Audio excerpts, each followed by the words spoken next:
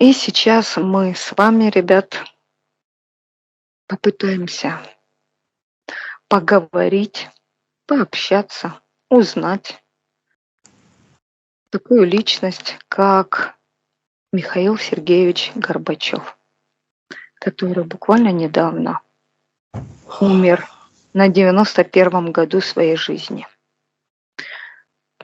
Прожил достаточно долго по нашим меркам. Итак, найдете в эфирном пространстве эфирное тело или эфирное информационное тело единственного президента Советского Союза Михаила Сергеевича Горбачева. Кто нашел его? Ну, он сам связан с физическим телом сейчас. Там, получается, возле физического тела есть еще одно эфирное тело, которое непосредственно с физическим связано, например. Угу. А есть эфирное тело, которое уже вот как ближе к душе. Там, да, Угу. возле него, а эфирное тело вот более высокого уровня, душа, скажем, да, она на каком-то расстоянии, она не может еще оторваться полностью от этого физического или эфирного тела. Там как какие-то нити, как струны какие-то. Вот, она, конечно, была бы рада, если бы вот тело кремировали, она бы уже оторвалась, она бы уже ушла. Но вообще, я так понимаю, вот этот ритуал, это как раз возможность задержать. Да? Темным структурам хорошенько поработать с эфирным телом, там, конечно, как паразиты какие-то налетают. Ну, молодцы, они хорошо, конечно, это все продумывают, делают. Вот. А душа, она на каком-то расстоянии таком приличном наблюдает. Она так как бы понимает, что ничего не может с этим сделать, что нужно. Но там там очень много нитей каких-то, и они все вот, со временем рвутся. Они как бы истончаются, рвутся. И вот сейчас еще только процесс только начался, поэтому с ним можно пообщаться. Паша, на данный момент сегодня 4-й день его ухода из физического тела. Поэтому там действительно еще процесс только... Но он, кстати, вот он пришел, ответ, что еще около 10 дней, то есть там это получается не 40 дней.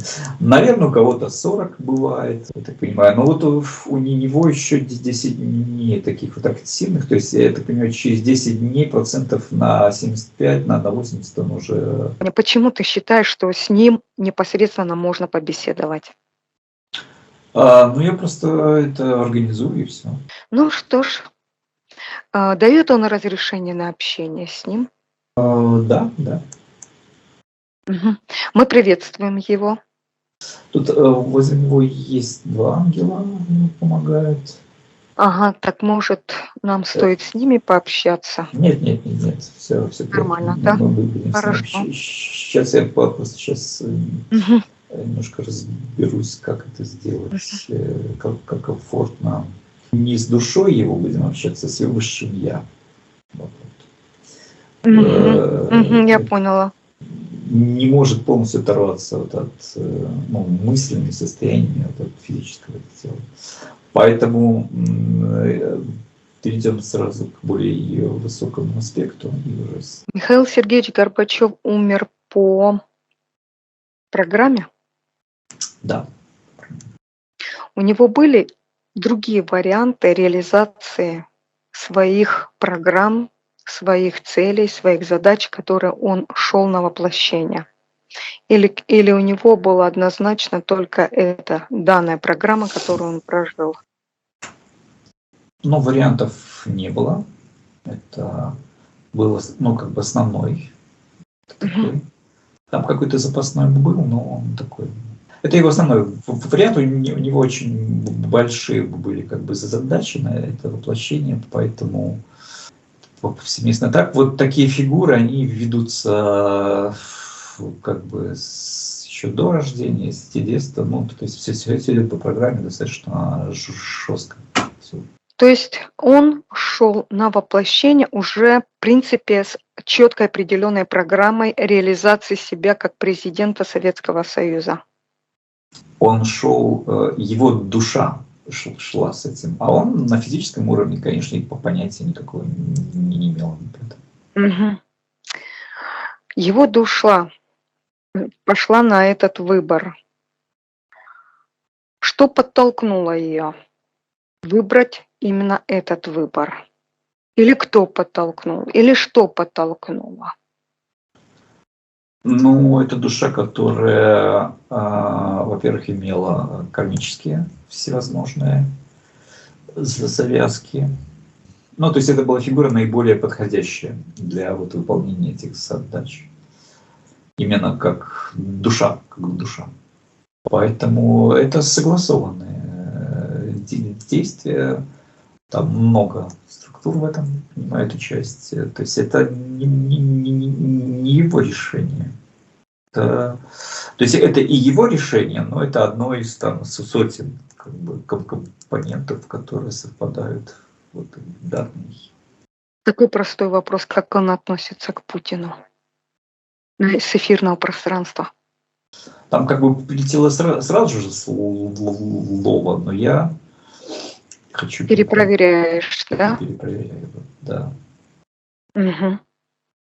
То есть вот мы сейчас общаемся с его высшим аспектом. На этом уровне нету оценочных категорий. Вот, типа нравится или не нравится. Я поняла. Да, да, Хорошо, да. нет. Но если спуститься на более низкий уровень, то он как бы не нравилось в целом. Вот то, что делает и делает. Угу. Какая основная цель распада Советского Союза? Основная, корневая, глубинная цель распада Советского Союза. Ну, первое слово, которое пришло сразу, это освобождение. Освобождение от кого? А тут много аспектов. Идеологическая система, которая являлась самопожирающей. Если вы посмотрите на все подобные системы, то вы увидите, что это полная деградация. Согласна. Вот. Поэтому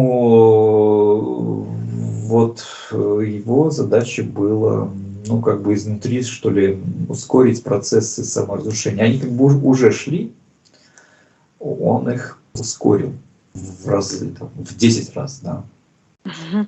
Соответственно, это прошло менее болезненно, чем если бы это прошло намного попозже, и, возможно, были бы там более травматические события, которые коснулись бы всех, и в том числе и страны Варшавского договора, но и, возможно, даже и в мире это бы имело печальные последствия.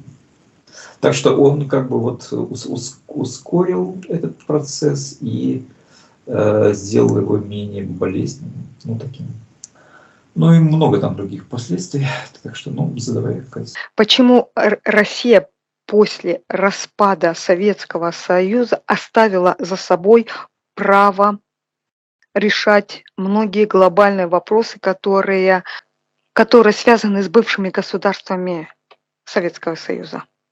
Россия это слишком общее определение, имеется в виду Кремль. управляющая структура. Да. Давайте тогда так и говорить. Управляющая структура Кремль.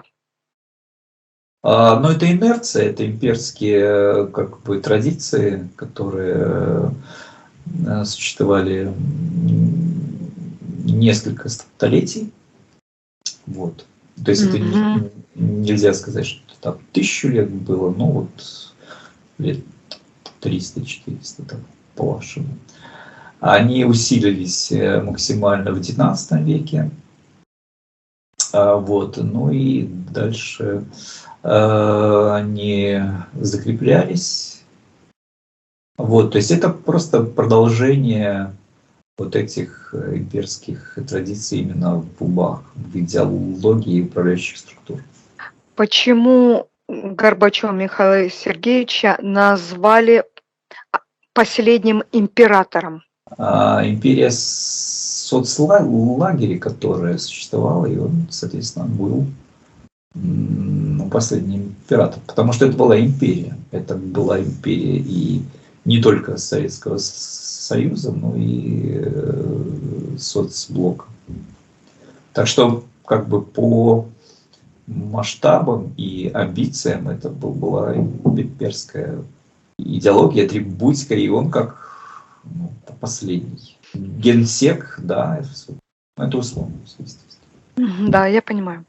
Получается, Путин пытается всевозможными разными путями вернуть себе бывшие территории империи, которыми была, Горбачев Михаил Сергеевич управлял, руководил. Это внешние как бы, причины, которые им же и озвучены были недавно у вас. Обложка такая, да, причины там другие, но как бы ему, чтобы, скажем так, тешить свои амбиции, желание воссоздать СССР, но он понимает при этом прекрасно, что он это не сделает в той мере, в которой он хотел бы, вот, потому что ситуация поменялась кардинально.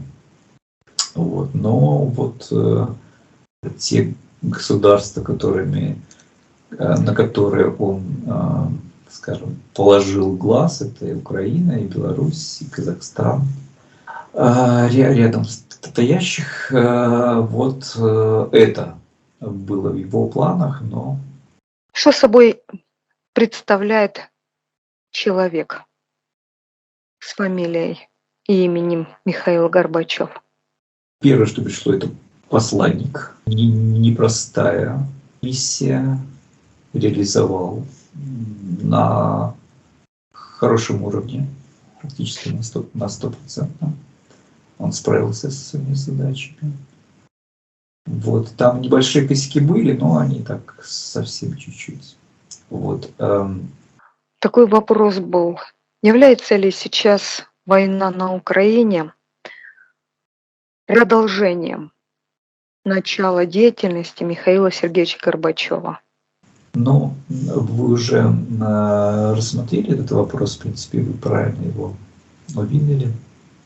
Он как бы просто открыл этот ящик Пандоры.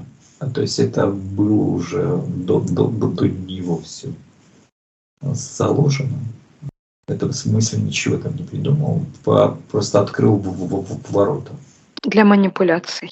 В каком-то смысле манипуляции, но для открытия всех кармических, исторических долгов, там, программ, которые возникли, ну вот как вы уже смотрели, там более 1000 лет назад.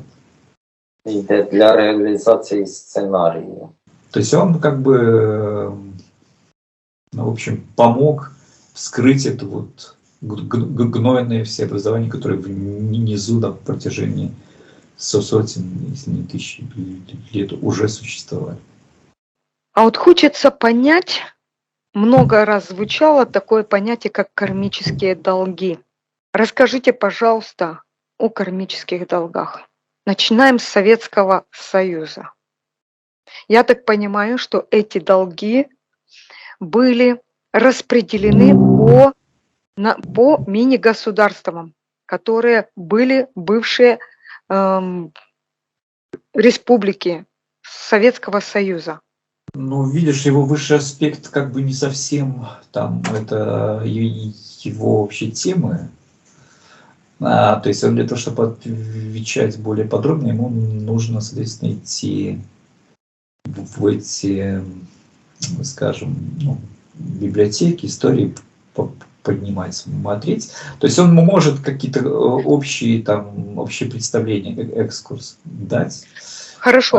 У Советского Союза были кармические долги? Да, они остались. Вообще идеология коммунистическая, благодаря именно Советскому Союзу, получила довольно-таки большое распространение на этой планете. Вот.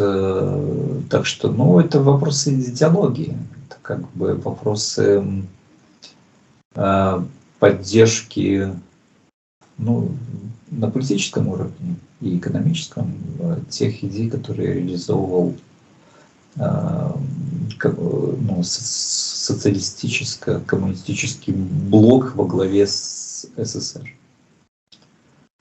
Это вот эти кармические, это не имеет отношения к кармическим делам, которые происходят сейчас на Украине или которые были завязаны 1000 лет назад.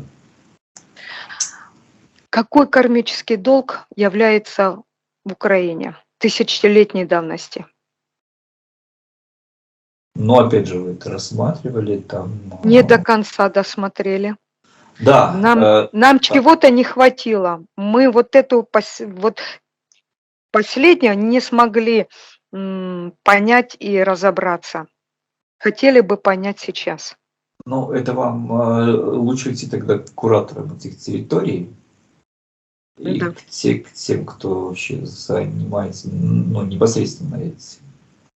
Хорошо, что вы можете сказать по этому поводу? Лично вы, кураторы. Ну, конкретно Президента Советского Союза. высший аспект Горбачева, с которым мы сейчас общаемся, Да. он говорит, что кармические долги и кармические узлы – это как бы история, которая всегда должна быть решена и возвращена. То есть это не может быть не оплачен. Потому что, ну, это всегда как если вы идете там и берете деньги в долг, вы все равно их отдадите. Да, там хотите вы, не хотите, вы их отдадите. Это так, если по-вашему, совсем по-простому. Какой кармический долг тысячелетней давности есть в Украине, за счет которого сейчас Украина расплачивается военными событиями, всем остальными, что истекает от военных событий? Но он как бы не повторяется, что с этими вопросами вам лучше общаться с кураторами этих территорий. Ну ладно, отвечать не будет. Лишнє боїться. Да. Но я так понимаю, ему нужно в таком случае самому в этом начать разбираться. То есть он же не вел это все по воплощению Горбачева. Ну, у него совсем другие задачи. Ну хорошо. Но вот у меня вопрос, кстати, был такой. Вот это родимое пятно на голове Горбачева. Да, у меня тоже был такой вопрос, да. Вот, он так улыбнулся, говорит, это метка, печать какая-то. Это даже как поцелуй какой-то. Это даже как поцелуй на напутствие ему по жизни, от души и его. Он этого не понимал, но она как бы через это, ну, то есть я здесь, и я никуда не денусь, ну вот как бы мы вместе, да, вот такое. То есть это от его души такой знак на физическом теле. Почему Михаил Сергеевич уехал в Германию, а не остался? Ну, он умер в Москве, в России. Он жил, да, он прожил какую-то часть в Германии, но совсем чуть-чуть. А он все время в России жил, в Москве. Но он ездил с лекциями по миру, его приглашали. Вот, но в последнее время он практически уже никуда, конечно, не ездил. А в Германии у него были, да, у него в Германии был дом, ему подарило правительство Германии, благодарность за то, что как бы помог восстановить единство. Воссоединить, да? Да. То есть это такая вот, ну, пожизненная как бы благодарность немецкого народа. Он получал и стипендию, там, и какие-то пособия, и гранты немецкие, которые в его фонд, в частности, шли. Мне очень понравились последние его фотографии, в них столько мудрости, столько глубокого понимания. Что в конце он, чем он, что он понял в конце своей жизни? Это может показаться, он был действительно не глупым человеком, и с возрастом, и даже и какая-то мудрость у него стала появляться.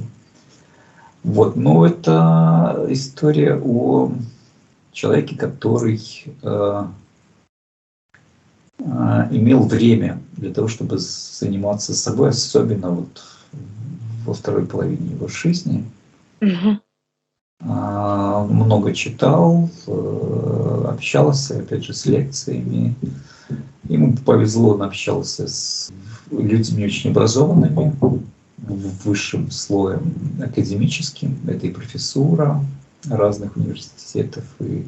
Мгм. То есть это его, естественно, все способствовало его развитию. Вот. Но он был своего рода заложником той ситуации, в которой оказалась вообще вся Россия, Мгм. и он в том числе. Но, тем не менее, он был фигурой неприкасаемой, очень авторитетной.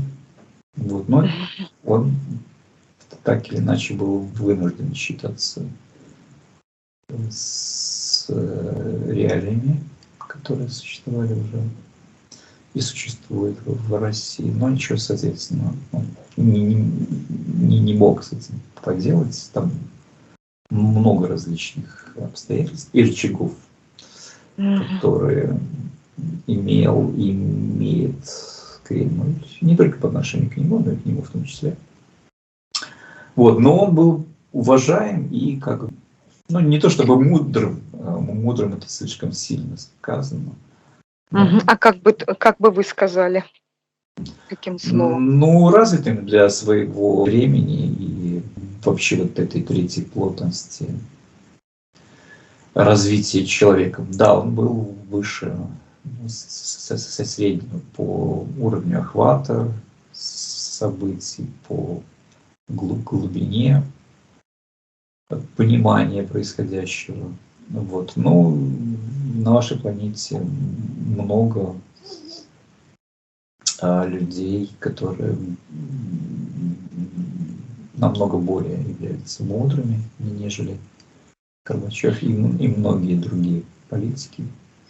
Вот вообще политика это такая скользкая дорожка. Скользкая дорожка, совершенно верно. Вот, но он смог более-менее достойно пройти. Мгм. Не накормував на собі. Мгм. Да. Вот такой еще один из политических вопросов. Как-то почти одновременно, в одно и то же время умирают такие большие политические представители Советского Союза, как Шушкевич Станислав, бывший президент Беларуси, Кравчук Леонид Макарович, ну и Горбачев Михаил Сергеевич. Есть какая-то логическая цепочка, есть какая-то логическая связь между этими тремя смертями? Ну, как-то такой глубокой эзотерической связи в этом нет. Не стоит искать какие-то подводные, очень серьезные себе претензии.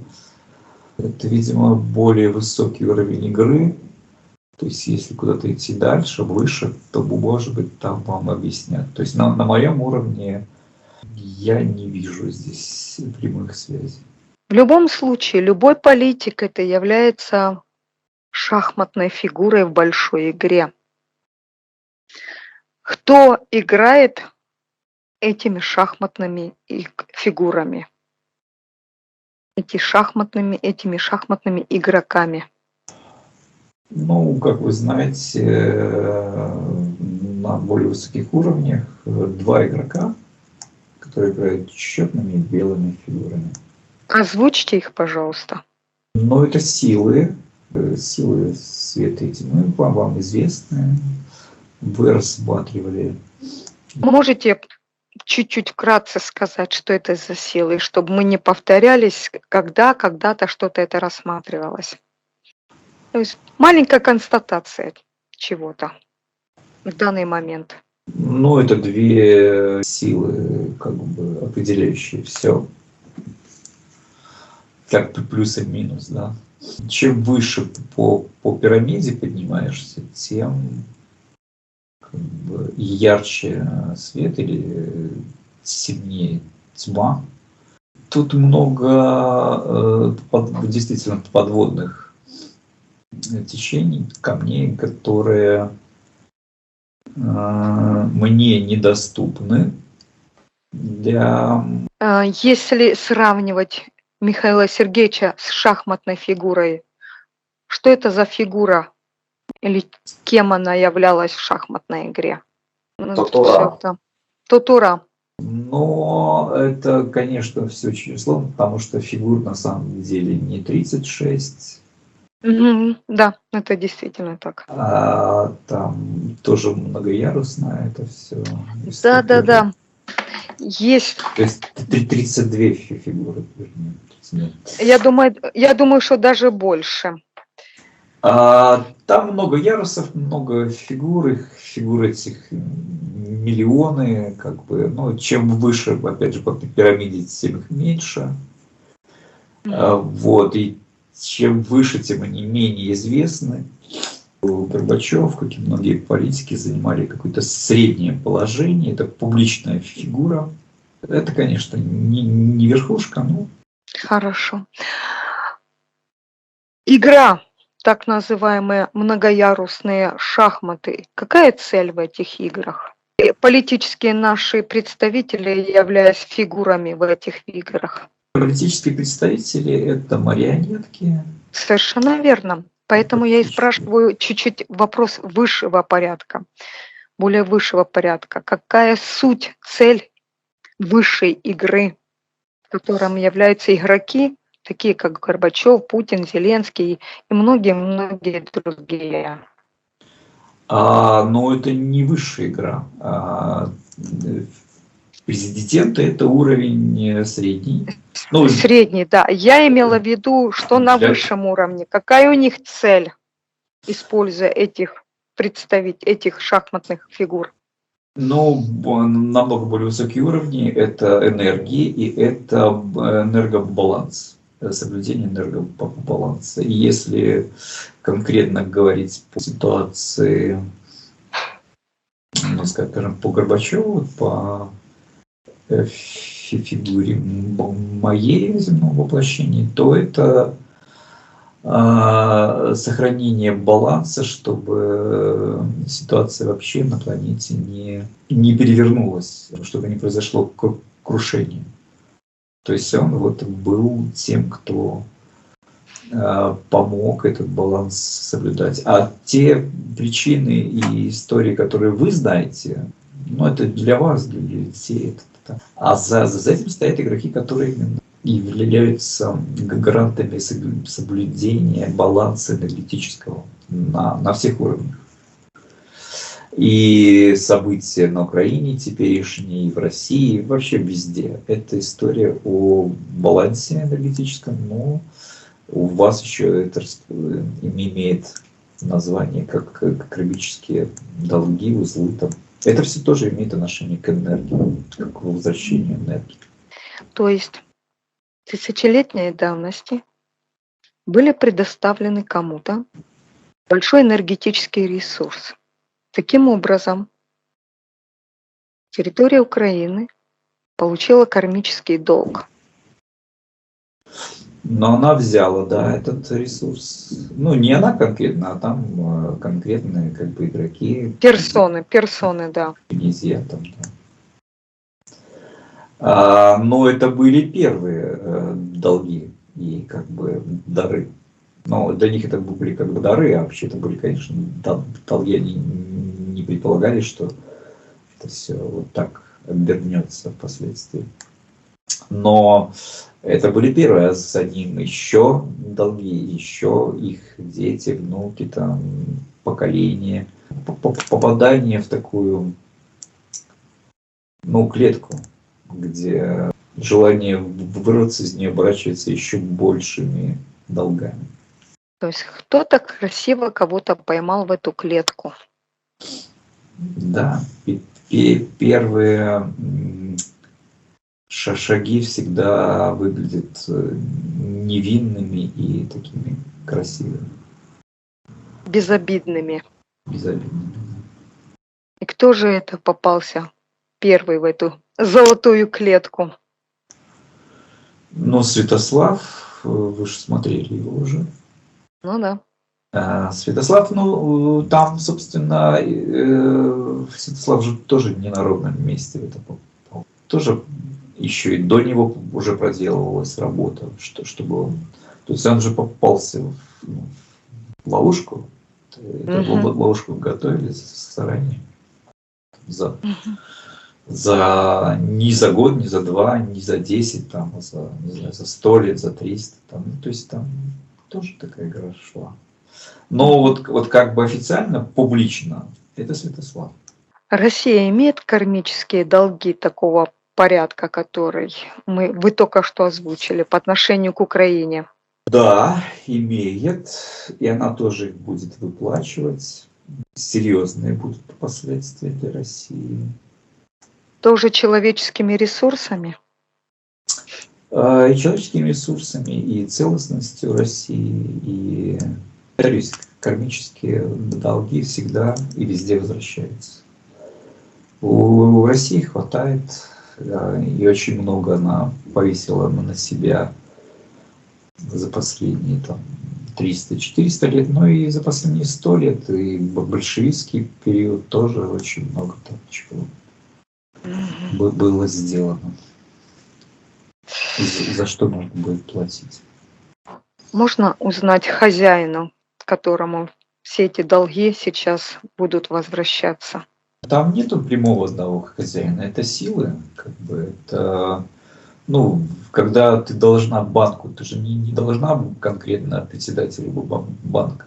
Это система. Можно чуть-чуть рассказать об этой системе? Кармическая система, все, что вы получаете даром, вы любите получать подарочки все, да? Ну да. Приучили к дню рождения. Вот. Подарочки получать. Но это безобидные такие вещи есть. А есть такие, которые это все равно связи и все равно долги. И они все равно возвращаются. Вот.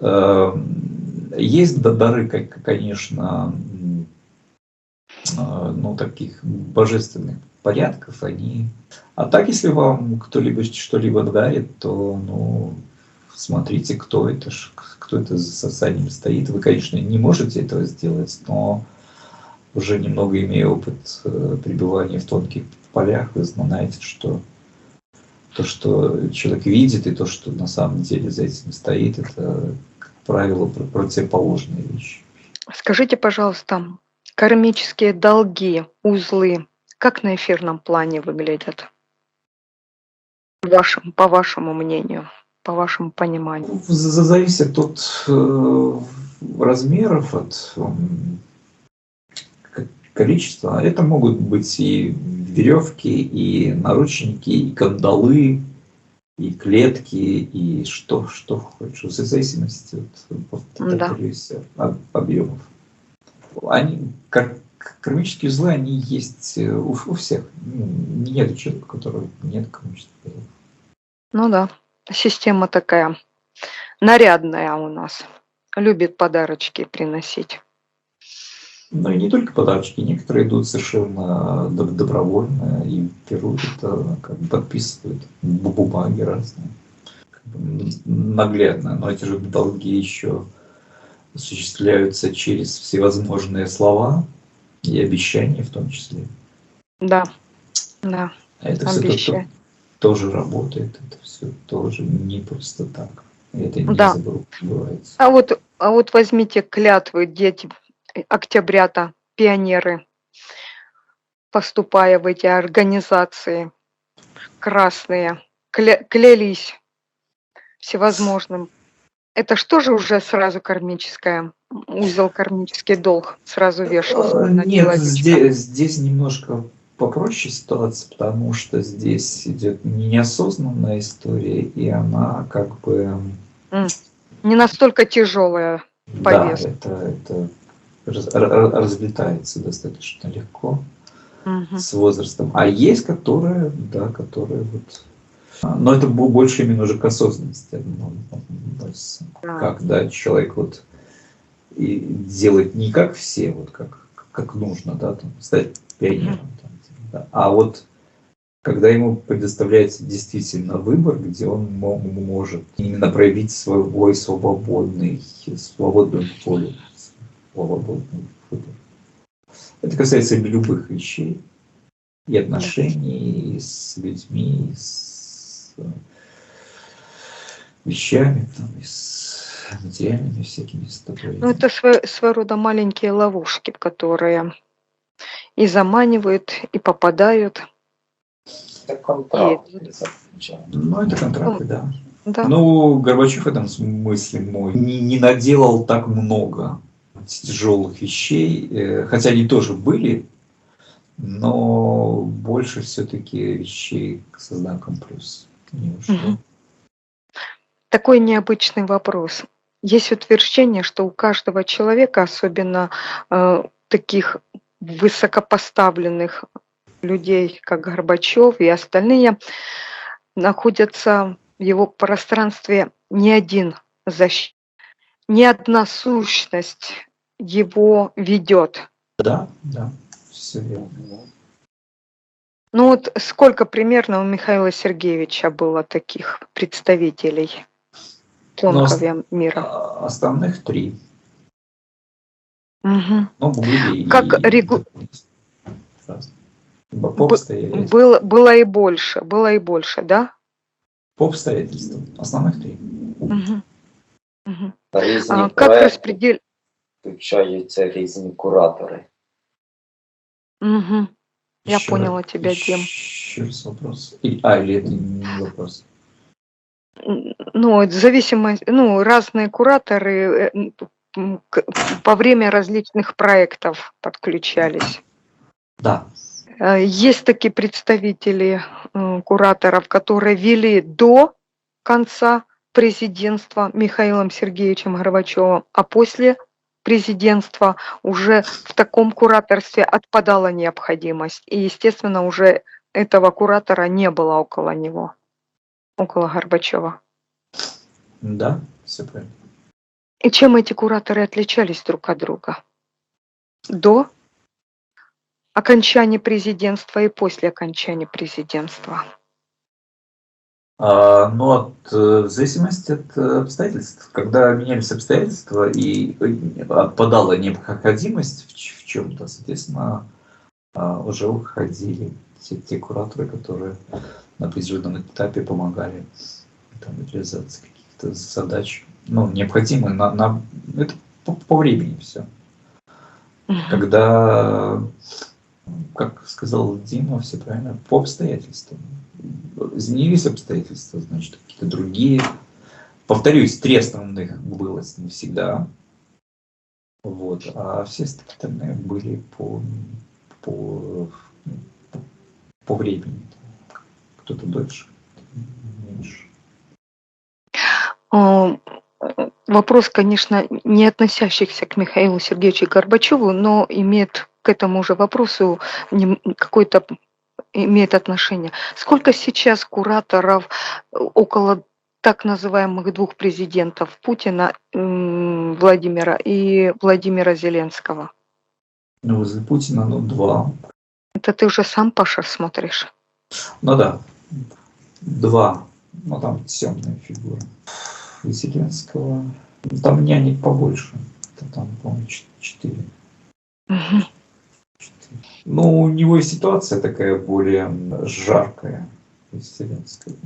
На большем, так сказать, огне находится. Так, ну хорошо. Что будет дальше? с душой Михаила Сергеевича? Ну, это традиционная программа, как бы после того, как она полностью отсоединится от Мгм. физического-эфирного тела. Эфирное то именно, которое физическое. Ну, пойдет уже по обычной программе. Там восстановление плюс разбор полетов, период адаптации. Там. Вот, когда восстановится, будет уже дальнейшая разработка новых планов в связи с предыдущими, опять же, воплощениями. Там Рыбачева, как я уже говорил, именно до души есть много кармических историй, нитей, контрактов по другим воплощениям. Так что Мгм. они все равно все тоже будут так или иначе в том или ином воплощении отрабатываться. Я думаю, вы это должны знать, такие Да. вещи. Опыт пройденного этого воплощения. Что с этим опытом будет? Этот опыт идет мне, высшему аспекту. Этот опыт, ну, как бы в мою копилку. Душа – это посредник, да, то есть она имеет большую степень автономии, но как бы ее как бы базе опыта это тоже фиксируется, тоже для нее очень важно. Но так или иначе все эти истории это всегда для высших аспектов. Необычно. Буду сейчас грубо говорить, но получается, человек прожил жизнь, много прожил, многое пережил. И все это, этот опыт для кого-то. Ну, это если оценивать человека как существо. Как, Самостоятельных. как проводника какого-то. Да, как что-то не имеющее души и связи с высшими аспектами. А если человек, у каждого это есть, эта связь, если человек осознает эту связь, и тем более осознанно ее поддерживает, то ситуация другая. Но в большинстве случаев, как, конечно, в 90 случаях этой связи, эта связь не осознается, и поэтому это, ну, как бы, с одной стороны грустно, но с другой стороны не стоит особо загоняться по этому поводу, потому что любая жизнь, это, как Дмитрий говорил, как командировка.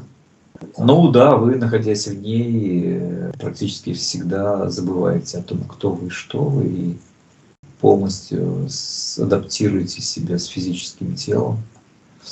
И считаете, что вы это и есть физическое тело. Но это смешно, но так есть. Это тоже печально. Очень даже. Но это и печально, и смешно.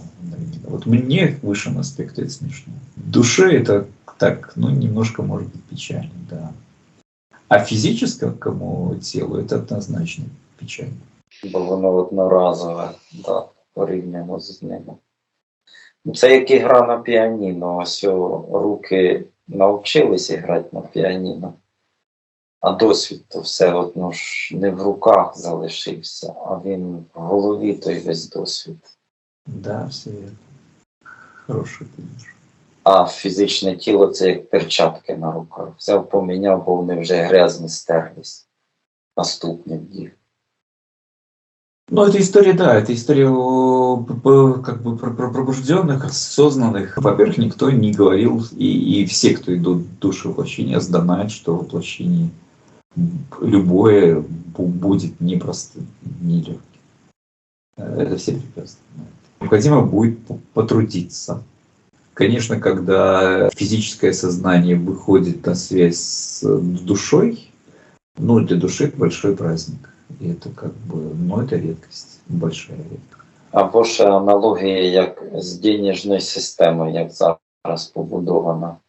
От працюють люди, щоб отримати якісь кошти для задоволення якихось життєйських потреб. Але коли вони задовольняють життєйські потреби, вони назад ці кошти вертають в ту систему, откуда вони її отримали.